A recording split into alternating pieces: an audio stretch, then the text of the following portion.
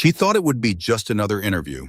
Instead, it became a public ambush, one that would shake daytime television to its core. When Megyn Kelly welcomed Jennifer Lopez with that tight-lipped smile, nobody realized the storm she had quietly prepared.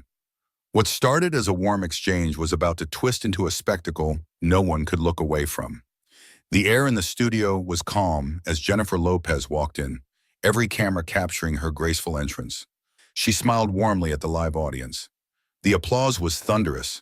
She had done this routine 1,000 times, talk shows, press junkets, red carpets. This was supposed to be just another day at the office. Across from her sat Megyn Kelly, dressed in an icy blue sheath dress, expression unreadable. The two exchanged pleasantries, microphones on, stage lights hot, everything polished and professional.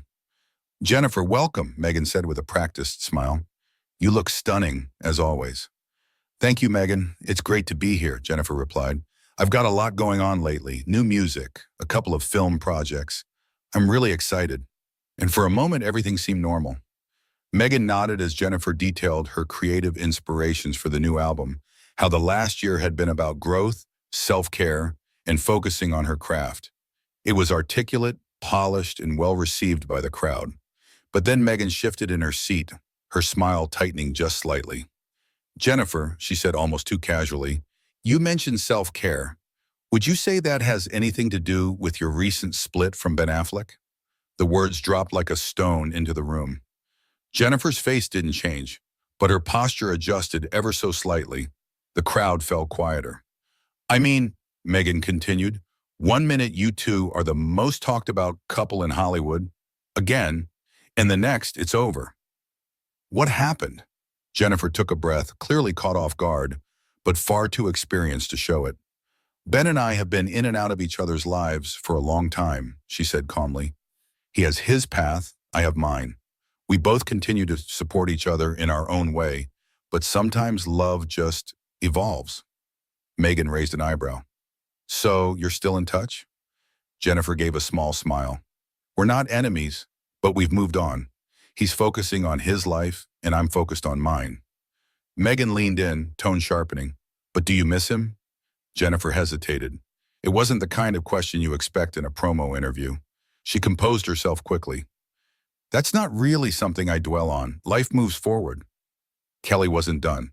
"It's just curious," she added. "You rekindled this great love story that everyone romanticized. Bennifer 2.0, the red carpets, the weddings, the blended family talk. And now, poof, it's gone. People are wondering, was it ever real?" There was a collective shift in the audience. The question was uncomfortably bold. Jennifer's smile faltered for a split second, just long enough for anyone paying attention to notice. "It was very real," she said, voice slightly firmer now. "But just because something ends doesn't mean it wasn't authentic. We both tried. That's all anyone can do." Megyn tapped her pen against her notes. "So why do you think it didn't work this time? Was it schedules, ego, or maybe you're just too different now?" Jennifer let out a soft breath, blinking slowly. "Megyn, I'm here to talk about my work, not to dissect my personal life like it's a reality show storyline." "Is it off limits?" Megyn asked with faux innocence. "Because many would say it's part of your brand, your love life. Your public loves seeing J-Lo in love." Jennifer's eyes narrowed slightly, though her tone stayed controlled. "My brand is my work, my music, my performances, the roles I play. My private life isn't up for speculation, especially not like this." But Megyn smirked. "You did bring the romance back into the spotlight pretty publicly. 2 weddings, a documentary, social media posts." The implication was clear. Jennifer had used the relationship for attention. The studio got even quieter. The temperature in the room seemed to shift. "I don't owe anyone an explanation for how I've lived my life," Jennifer replied, voice cool now. "I've always shared what I felt comfortable sharing, and I don't regret that." Megyn took one more jab, tone light but cutting. "So, no regrets, but no husband are either. Would you do it all over again?" Jennifer's lips tightened. Her expression hardened just enough to signal that the fun was over. "That's a question for my therapist, Megyn, not your ratings." The audience gasped. A few laughed nervously, but Megyn looked almost satisfied. She had poked the bear, and she was just getting started. Jennifer crossed her legs, back straight, composure intact. But the room could feel it. Something was building, and whatever it wasn't going to stay beneath the surface much longer. The studio remained frozen in that unbearable silence for several long seconds. No music cues, no camera cuts, no laughter from the audience. Just Jennifer Lopez, blinking slowly, her posture unmoving, her expression unreadable. Megyn Kelly, sensing the tension and perhaps savoring it, did not look away. Finally, Jennifer leaned forward, her voice low but steady. Do you ever stop to think, Megyn, about how many women sit across from you and wonder why the only lens you offer them is one of judgment? There was a gasp from someone in the studio audience. Megyn offered a practiced smirk. It's not judgment, it's journalism. These are the questions people are asking. No, Jennifer corrected, her voice sharper now. These are the questions you want to ask. There's a difference. A murmur spread across the room. Megyn sat back slightly, folding her cards with a performative calm. Jennifer, with all due respect, you've built an empire on being seen. You've made your name on being visible, desirable, public. If that's no longer comfortable, perhaps it's time to ask why. That did it. Jennifer's nostrils flared, subtle but enough to signal a change. She wasn't just playing defense anymore. Visibility isn't vulnerability, she said. You can choose to be in the spotlight and still deserve respect. You can dance, act, sing, perform, and still expect to be spoken to like a human being. But what I see here today is a woman who confuses provocation for professionalism. The audience clapped, tentatively at first, then more confidently. Megyn raised an eyebrow, her tone shifting. You've been criticized before for not taking criticism well, Jennifer. There's a pattern here, Jennifer chuckled, shaking her head slightly. The pattern is that strong women make people uncomfortable, especially women who don't apologize for evolving, or succeeding, or still showing up. Megyn leaned forward, her voice quieter now. Is that what you think you're doing? Evolving? Some would say this constant reinvention is more desperation than transformation. Jennifer didn't even blink. And some would say hiding behind cue cards and veiled insults isn't journalism, it's projection. The crowd erupted. For the first time, Megyn looked momentarily rattled. But she recovered quickly, flipping through her cards again. Her voice had that clipped tone now, controlled but biting. Fine, let's talk about your film. Solstice, a love story set in Havana during the Revolution. You co-wrote it, you produced it, and you star in it.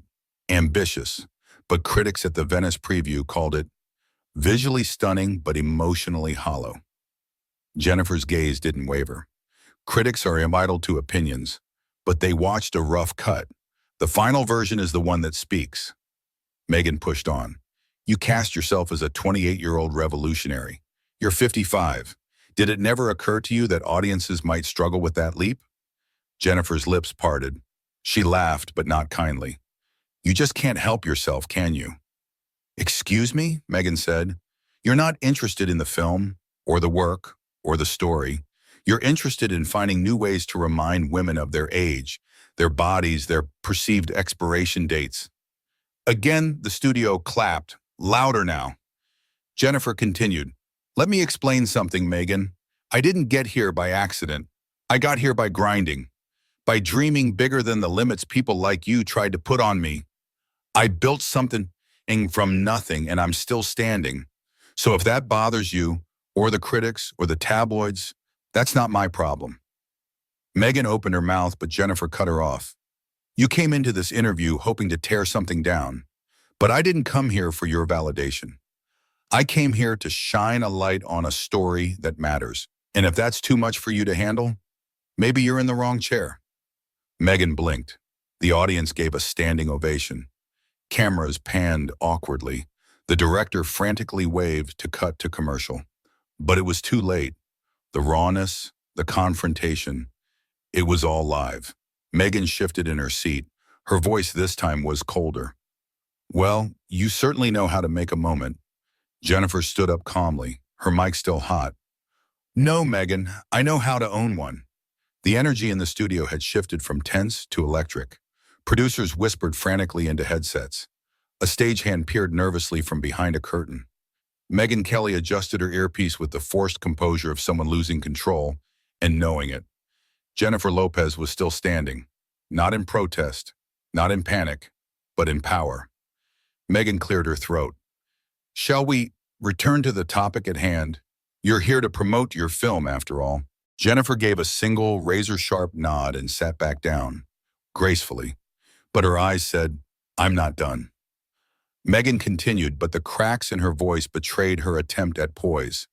Some have said Solstice is too political, too female-centric, that it lacks, what did the Hollywood Observer say, a masculine anchor. Did you consider that criticism while editing? Jennifer arched a brow. You mean, did I try to make my story more palatable for men who feel threatened by empowered women? No, I didn't. The audience roared again. Megyn tried to cut in. I think what they meant. I know exactly what they meant, Jennifer said, leaning in, and I'm not interested in watering down women's stories to make the fragile comfortable. That one hit hard. Megyn's jaw tensed. Her next question came like a dagger wrapped in silk. Do you think perhaps you've become a bit addicted to being the hero? Always the underdog rising above? At some point, doesn't that narrative get old, even to you? Jennifer smiled, but it wasn't a soft smile.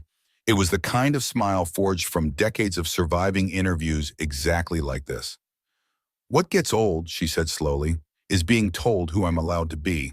What gets old is the media gatekeeping who's too loud, too bold, too Latina, too ambitious. This isn't about race or gender, Jennifer, Megyn interjected. Isn't it? Jennifer snapped back, louder than before. Because you didn't ask George Clooney how old he was when he played a 35-year-old astronaut. You didn't ask Leonardo DiCaprio why he's always the romantic lead to 20-year-olds. But me, I play a revolutionary and suddenly it's desperation. Silence. Again, Megyn opened her mouth, but nothing came out. Jennifer stood. You know what? She said, unclipping her mic. I thought I could sit here and have a conversation. I thought we could talk about art, about risk, about telling stories that haven't been told. But all you wanted was blood. Gasps, a camera angle shifted. Megyn tried one last jab. Walking away doesn't make you brave. Jennifer turned slowly. No, she said, but staying when I'm being disrespected wouldn't make me wise. She looked toward the audience, voice rising. To every woman watching, you don't owe anyone your grace in the face of disrespect. You can leave. You can choose dignity over applause. The crowd was on its feet. Cheers, whistles, a standing ovation not just for a celebrity, but for a woman who had refused to be diminished. Jennifer Lopez walked off the set of the Megyn Kelly show live, leaving behind a room that had no idea what to do next. Megyn sat frozen. The producer's voice crackled through the earpiece. We're off script. Cut, cut. But it was too late. Television history had just been made. The set was quiet, but it was the kind of quiet that comes before a storm, not after. Jennifer had returned to her chair for just a moment, but something had shifted. Her eyes no longer scanned Megyn for cues. She had already made up her mind. Megyn straightened her cards, her voice thin but sharp. I think our viewers would like to hear one last thing, Jennifer, about your recent endorsement deals. Some believe your luxury partnerships contradict the humble message of Solstice, that you can't claim to be a voice for the people while wearing diamonds on every finger. A beat. Jennifer stared at her. Then, you're unbelievable. Gasps again. The studio held its breath. You mean to tell me I can't care about my community because I've succeeded? That because I've earned something, through decades of work, I'm suddenly not allowed to speak for the voiceless? Megyn blinked. I'm just pointing out the inconsistency. Jennifer stood up. No, you're not. You're doing what you always do. You paint women as hypocrites if they dare to have range. If we're glamorous and grounded, sexy and smart, wealthy and still driven by purpose. Megyn tried to regain control. Let's not make this personal. Jennifer leaned forward, both palms on the desk now. You made it personal the second you brought up my age, my past relationships, my body, my value. You think this is journalism? No, it's sabotage in stilettos. The audience was fully engaged, stunned, silent, eyes glued to every word. Megyn shifted in her seat. Jennifer, no, she interrupted. You don't get to hide behind polite condescension anymore. You invited me here to talk about my work, and instead you tried to dismantle me piece by piece. But I've rebuilt myself too many times to fall for that now. She unclipped her mic. This interview is over. Studio producers rushed from the sidelines, whispering frantically. One tried to hand Jennifer her jacket. She waved it off. As she walked across the stage, the camera stayed on her. This wasn't just a celebrity walking off set. This was a woman reclaiming space that had been tainted with disrespect. Megyn, left alone at the desk, said weakly, "Well, there she goes." Jennifer stopped just short of the exit. She turned to the audience. Ladies, you don't have to take it. Not in an interview, not in a boardroom, not in a relationship. You get to walk out with your power intact. Thunderous applause. As she disappeared behind the curtain, the applause didn't stop. If anything, it got louder. Megyn stared at the desk, not sure whether to end the show or apologize. But the damage was done and the headlines were already writing themselves. Jennifer Lopez walks out on Megyn Kelly in explosive showdown. J-Lo doesn't just drop the mic, she drops the whole set. Power, poise, and a walkout for the ages. So, what just happened? Was this a PR disaster or a cultural reckoning? Was Jennifer too bold or was Megyn just too threatened? Let us know in the comments. Was Jennifer right to walk out? Did Megyn cross a line? And if you want more raw, unscripted moments that shake the system, don't forget to subscribe and hit that like button. Because in a world full of staged smiles and rehearsed answers, this was real.